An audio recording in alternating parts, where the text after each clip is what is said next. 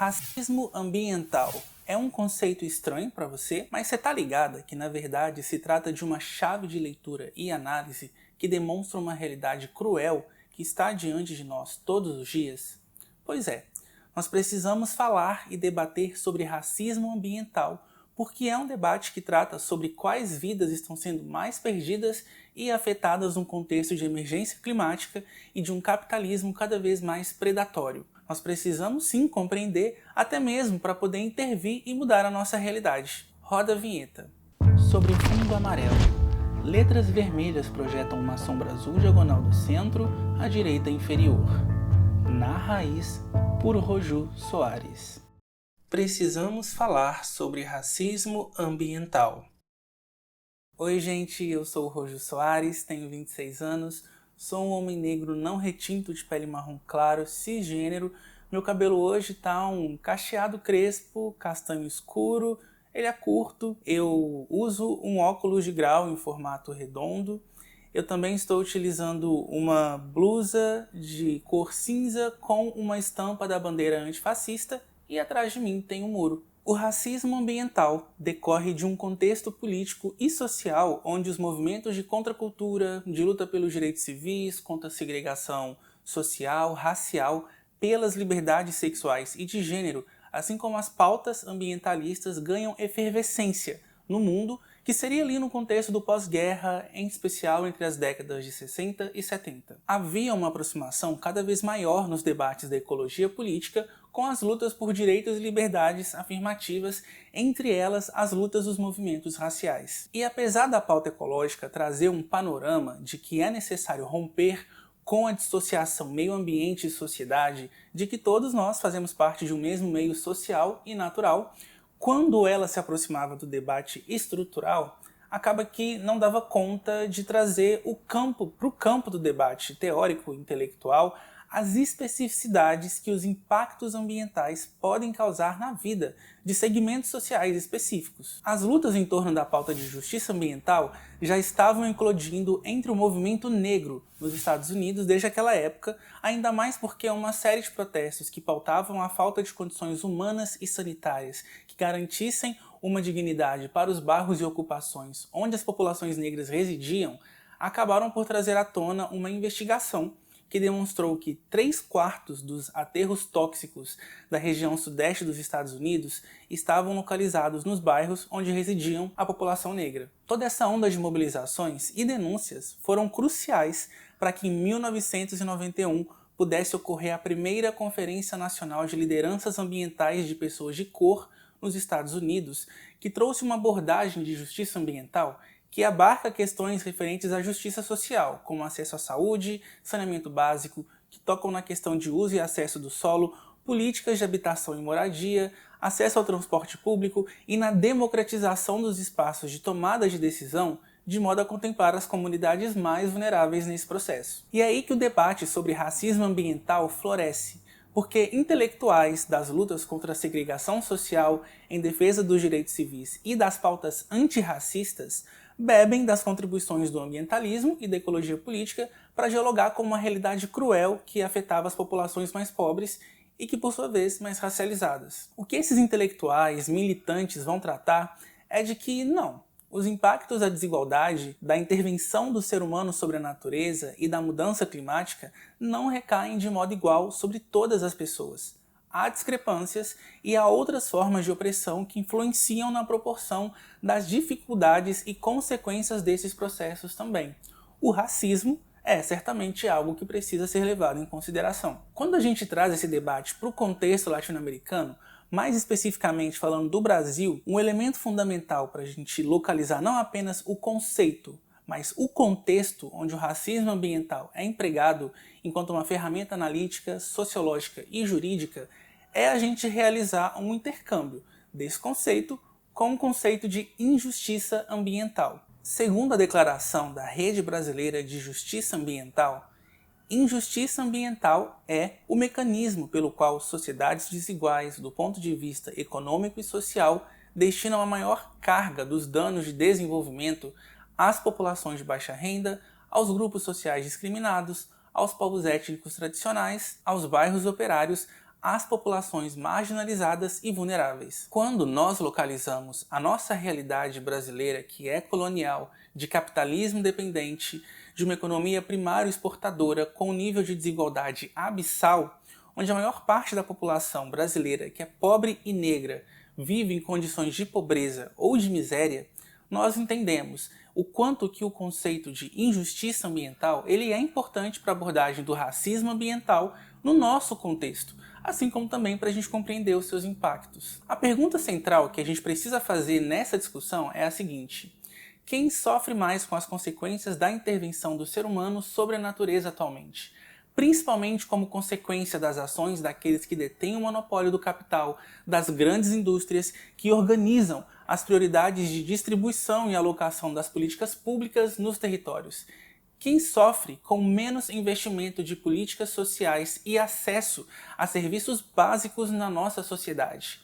É importante a gente levar em consideração aqui que os grupos mais atingidos não estão sofrendo de maneira aleatória e acidental. Existe todo um projeto e uma demarcação social que define quem são os sujeitos que são mais descartáveis na sociedade capitalista e racista e quem são aqueles que são aptos a viverem com melhores condições, com maior atenção do Estado com relação à assistência de políticas públicas e de qualidade de vida. O que a realidade escancara pra gente é que as populações mais afetadas são negras, indígenas, quilombolas, populações de imigrantes, de povos campesinos, sem terra, os mais marginalizados e em situação de vulnerabilidade social, e não por uma razão biológica, mas por um fator político, que determina as condições de vida dessas pessoas por questões que independem das ações delas, mas que é algo sistêmico e que vem da nossa forma de organização social, política e econômica. Um exemplo muito importante que nós podemos utilizar como referência aqui no Brasil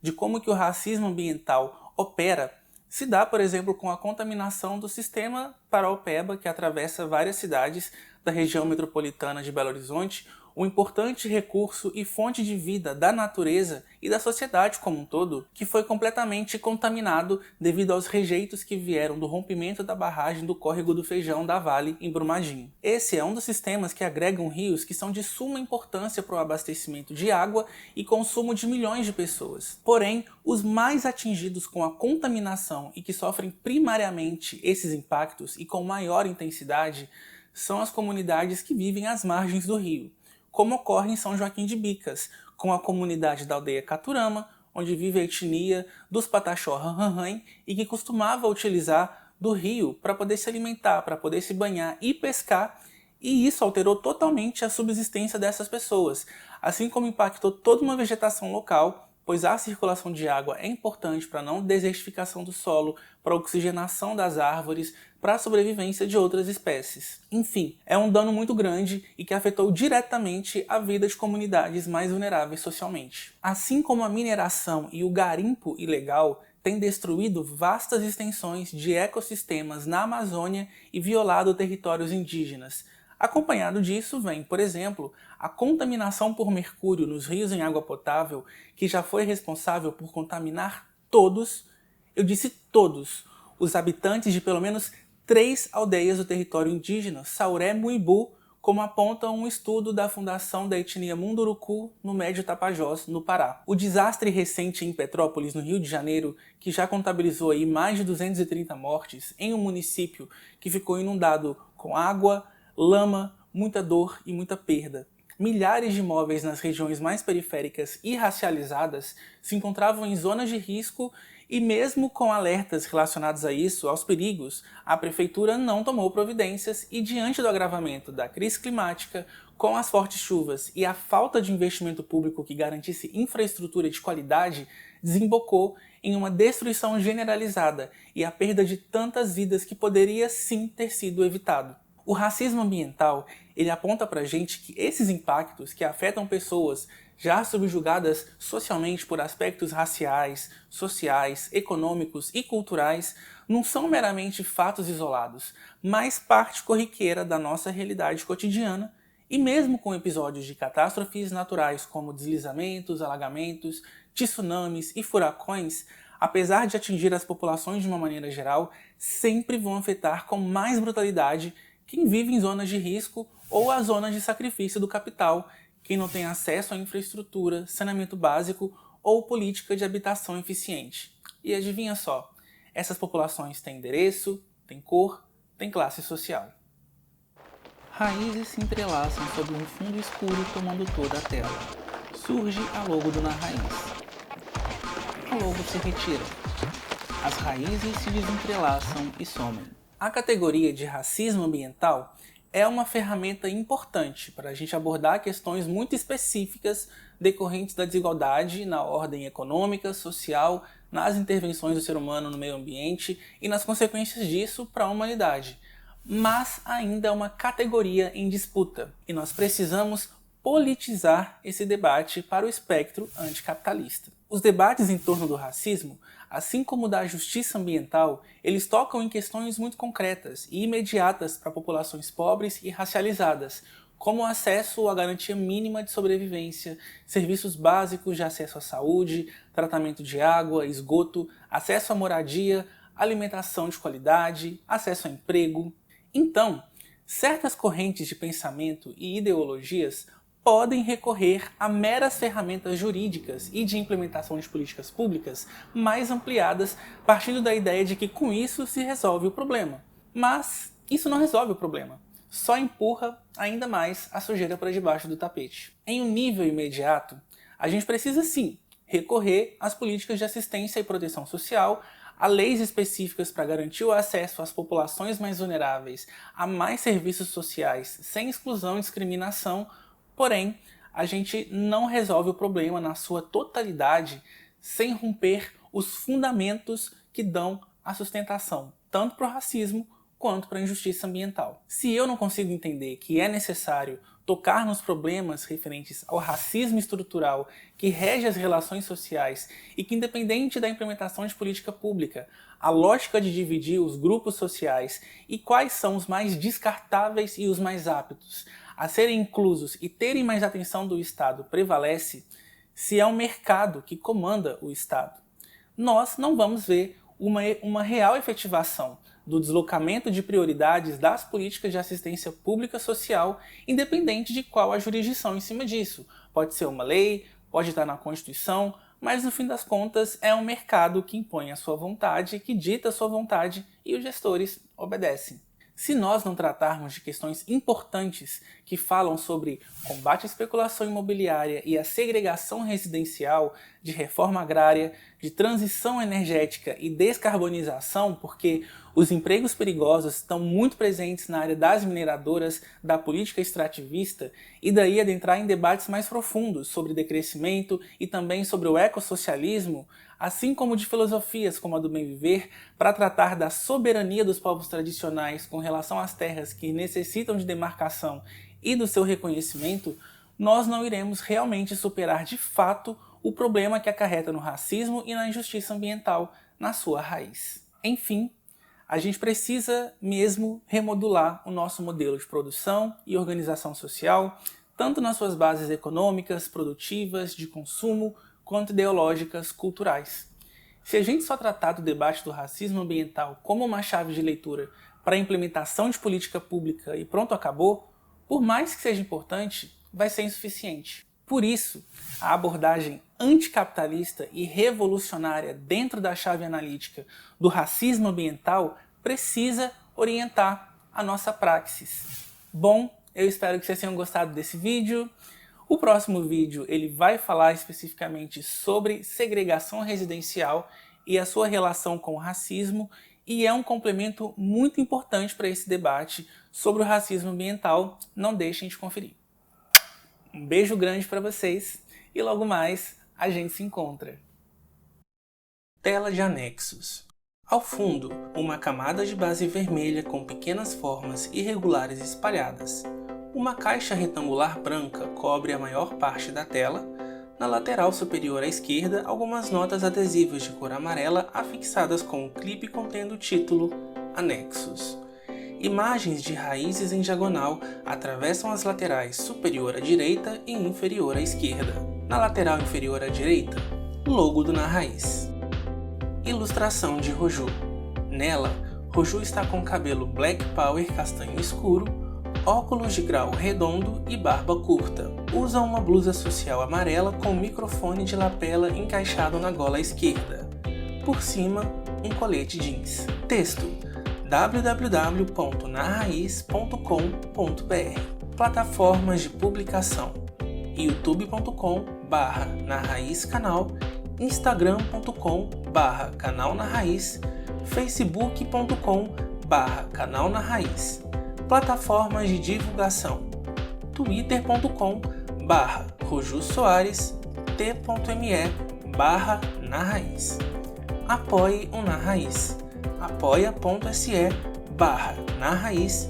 Pix: rojusoares@protonmail.com. Recortes de matérias exibidas durante o vídeo. Dia, imagem preto e branco.